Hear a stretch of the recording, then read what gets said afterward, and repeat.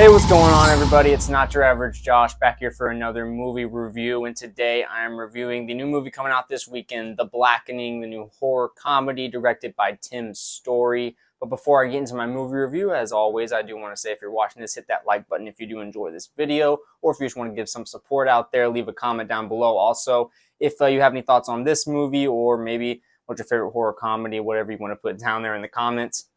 Also, hit that subscribe button as well if this is your first time watching any of my videos, or if you're a returning viewer as well. Any support is always appreciated. You can also follow me on TikTok and add me on Snapchat, where I will post content similar to this, but for the most part, my content will be here on this YouTube channel, Not Your Average Josh. So again, I appreciate all the support. Let's go ahead and get into this movie review of The Blackening. The Blackening is about 7 black friends who go away for the weekend and end up in a cabin with a killer who has a vendetta. As I mentioned, this movie was directed by Tim Story, who was responsible for the Barbershop film and also the 2 ride-along movies. This movie was also written by Tracy Oliver, who was a co-writer on the movie Girls Trip, and by Dwayne Perkins, who was also in this movie playing a character by the same name, Dwayne. I was pretty happy to be able to go to an early screening for this. I did have a pretty good time with this movie. It is around about what I expected to have in terms of my experience with this. I thought the cast is really well put together. I thought once this movie gets going, everyone has their own element that they bring to this movie that makes it funnier than it might have been otherwise. I do think the beginning of this movie, though, it took me like 15 to 20 minutes, really through the first act of this movie, to really get into the flow of this. It felt a little bit choppy to me, and I think part of that might have been because really for the first, again, act of this movie, there's a lot of certain characters that are still waiting to arrive at this cabin that they're at celebrating this Juneteenth holiday. For a lot of time, you have these one characters that are waiting to show up. You have other characters that are supposed to be there that aren't quite there yet. The chemistry of the full group together wasn't quite there until they're all at the cabin. And once that happens, I think the flow of the movie really picks up for me, and I was definitely more engaged and more entertained. And that's one thing I will say too. In terms of the comedy of this movie, I thought it worked for the most part pretty much throughout the whole thing. There's definitely a scene or two, or maybe a certain sequence where I don't necessarily laugh out loud as much as I was in another part of the movie. It wasn't, a constant hilarious movie from beginning to end, but when it is funny, I was definitely laughing out loud in my seat in the theater. And this movie, I thought, really was timed very well. Also, only really about a little over an hour and a half. I thought it definitely served it well. The concept never seemed old or anything. And also, a lot of that was the writing was very fresh in this movie. I thought I was always entertained no matter what was going on. I never checked out or was disengaged in any way. All the characters, as I said, they have their own special thing about them that makes them funny, and also something that, at least for me personally, that I connected with. And although, again, humor wasn't necessarily clicking at 100 through the whole thing, it definitely worked enough for me, and there were certain characters that I got endeared to throughout this movie. Since this movie is coming out this weekend, I'm going to try and skirt spoilers or anything like that. So the antagonist of this movie, I guess you will say, I thought it had a pretty interesting look to it. Very general here about the way I talk about it. I thought it was well done enough, though, to make this kind of intimidating presence here. Definitely reminded me of like a split between Jigsaw and Jason Voorhees. They definitely have several moments throughout this movie where there's a shadowy figure standing at some part in the cabin watching some of our protagonists, and they even play into that with some of the jokes in this movie. And yes, all the horror spoof jokes that you can imagine are pretty much thrown throughout this movie, and it was all very fun.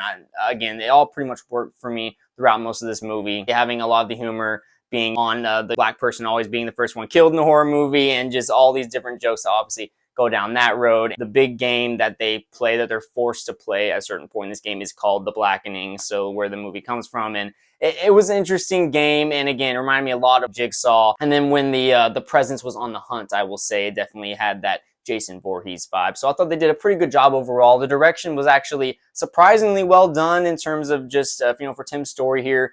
The horror elements of this movie actually really worked well, especially during the first part of this movie. Once you get in like the second, third act of this, it's way more of kind of almost a thriller vibe, the way things are just constantly moving at a quicker pace. And so you don't have that slow buildup that I really did enjoy during the first act of this movie. One of the main things that really got me on board with this film. But yes, as I said, this was pretty much what I expected in terms of the story, how it goes down. There is one element with a certain character in here, again, not going to do any spoilers or anything, but where I predicted something in my head early on of the direction they were going to go with a certain character in this, and they do end up going down that route. And I'm very interested to see if there's anybody else, if you know what I'm talking about, if you're watching this, if you have already seen this movie, Definitely leave a comment down below if you maybe had the same prediction in your mind.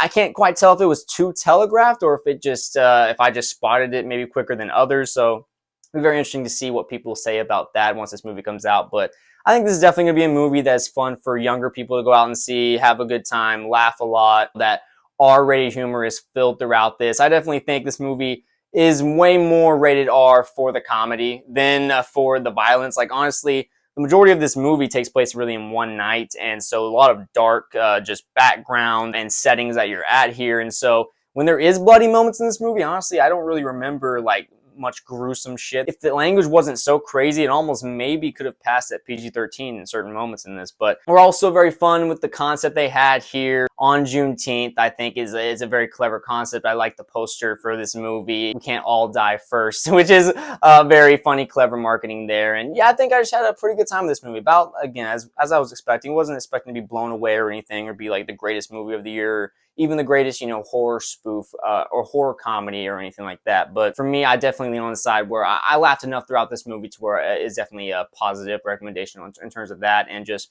really the overall movie. The times where I was most entertained and most engaged was when they're playing these fun, creative games created for these people. They all these questions they had to ask. That was like about Black history and everything like that. And it was just a lot of fun, clever ideas they had within this movie in terms of that stuff. You have your similar horror movie and horror comedy tropes throughout this movie too that you can pretty much expect going into this. So nothing too over the top amazing with this movie, but I did have a pretty good time with it. They also do try to build a little bit of drama within certain characters in this movie. They kind of refer back to their times in college where I guess they hung out, and this is kind of them getting back together. And there's really a three-person drama in this movie. Antoinette Robertson as Lisa, Dwayne Perkins as Dwayne, and Cinqua Walls as Nnamdi.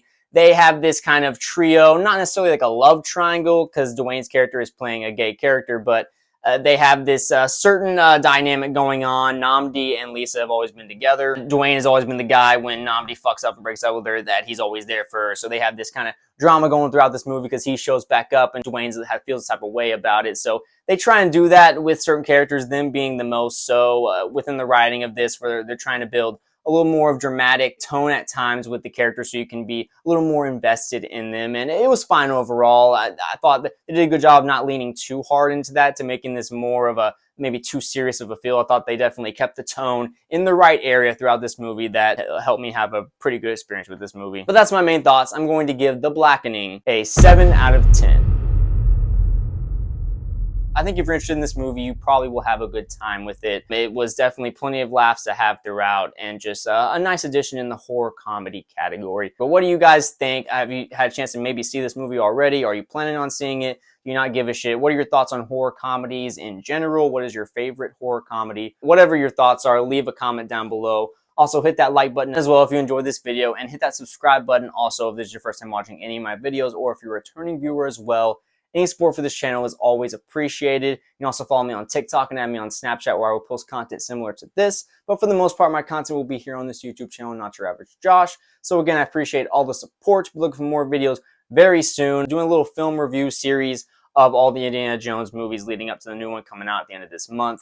And other than that, I will be coming out with also plenty more of new movies coming out this week. Also, Elemental and The Flash is coming out. So plenty more videos coming out for the rest of this month. That'll be it for now. I will talk to you guys later.